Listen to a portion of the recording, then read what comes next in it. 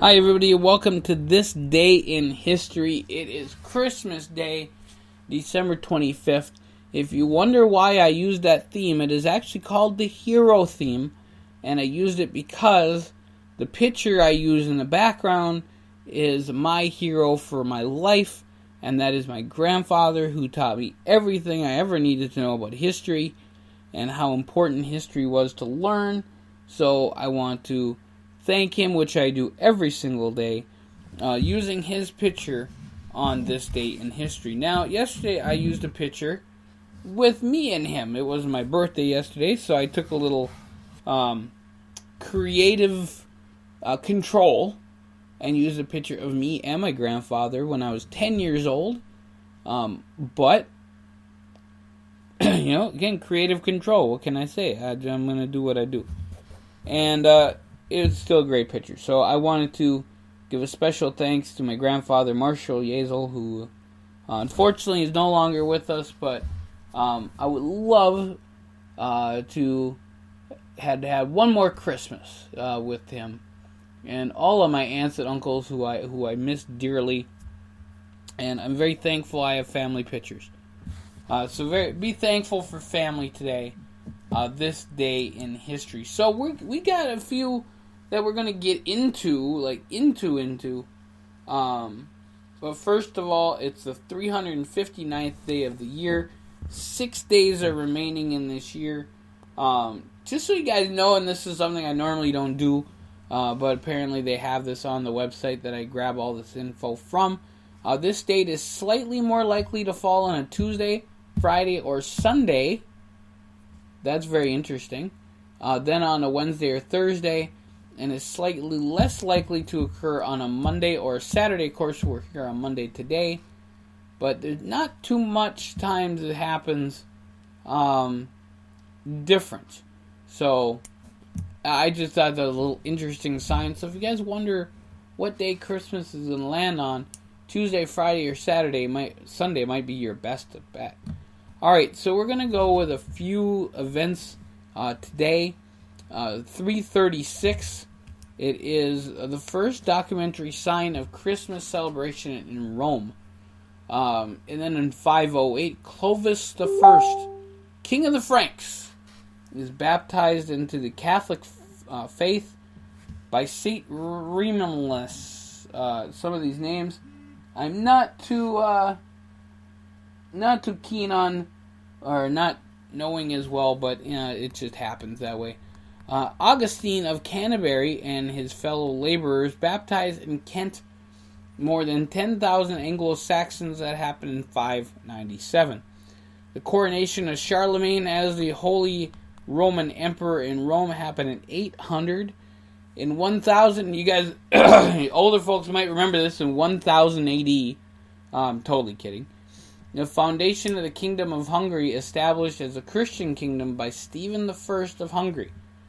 William the Conqueror,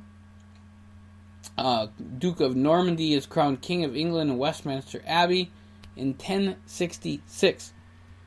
Count Roger II of Sicily crowned the first King of Sicily in 1130.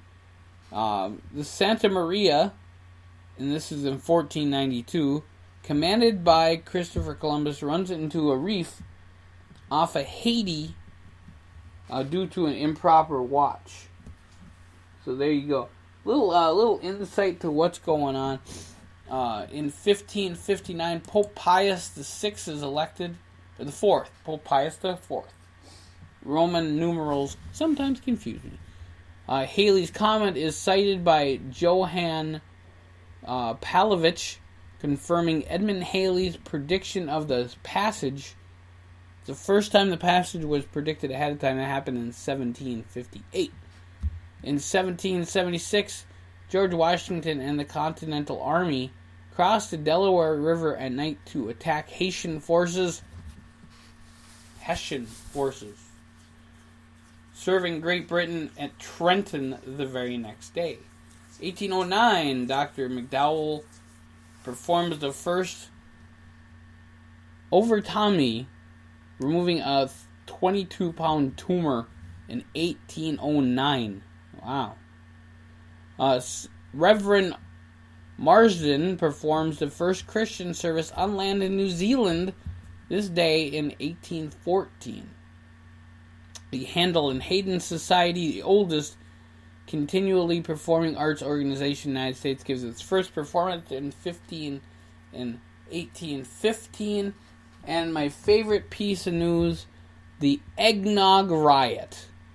The Eggnog Riot at West Point, at the Military Academy in West Point, concludes after beginning the previous evening. I'm going to get into this a little bit because I love this story. What happened is the guy, Commander Thayer, told the West Point cadets they were not to have alcohol, and they rioted. And they went and got all the whiskey they could get, and they put it in their eggnog, and they drank. And there were a few different rooms in there, and there was a riot, and they had to call in backup, and it was great. So the Eggnog Riot at West Point, when they said no alcohol, and the cadets said, we're having alcohol. So there you go. It happened in 1826. Also to note that two people were there that were quite big in history, and that was Jefferson Davis, who ended up being the president of the Confederacy, and General Robert E. Lee, who ended up leading the Confederacy. Both of them actually students at West Point Academy at the time of the Eggnog Riot. They both did not get kicked out of school for that, but 19 did, in one of the coolest Christmas stories I think I have ever heard. 1831, the Great Jamaican slave revolt begins. Up to 20% of the island's slaves mobilize and fight for freedom unsuccessfully. In 1868, United States President Andrew Johnson grants an unconditional pardon to all the Confederate veterans. In 1914, a series of unofficial truces occur along the western front of World War I to celebrate Christmas. In 1932, earthquake in China, 275 people died. In 1941, Admiral Nimitz arrives at Pearl Harbor to assume command of the Fleet of the Pacific. Also in 1941, the Battle of Hong Kong ends and the Japanese won. The Battle of Hong Kong. In 1946, the first European self-sustaining nuclear chain reaction is inundated within the Soviet Union's nuclear reactor. 1950, the Stone of Scone, a traditional coronation stone of British monarchs, is taken by Westminster Abbey by a Scottish nationalist student. It later comes up in 1951. The Soviet Union conducts its final above-ground nuclear test in anticipation for the 63 Partial Nuclear Test Ban Treaty. The Apollo program, 1968. Apollo 8 performs its first successful trans-Earth injection maneuver, sending the crew and spacecraft on a trajectory back to Earth from lunar orbit. 1989, deposed President of Romania Nicolae Ceausescu and his wife are condemned to death and executed after a trial. 1991, Mikhail Gorbachev resigns as the president of the Soviet Union. Of course, Soviet Union resolved the next day. We'll cover that tomorrow. And the Ukraine officially leaves the Soviet Union. My favorite spacecraft of all time. In 2003, the ill-fated Beagle 2. I did love Beagles. So the Beagle 2 probe, released by the Mars Express spacecraft in December 19th, stopped transmitting shortly after its scheduled landing. And in 2004, the Cassini orbiter releases a probe which lands on the moon of Titan in January 14th, 2005.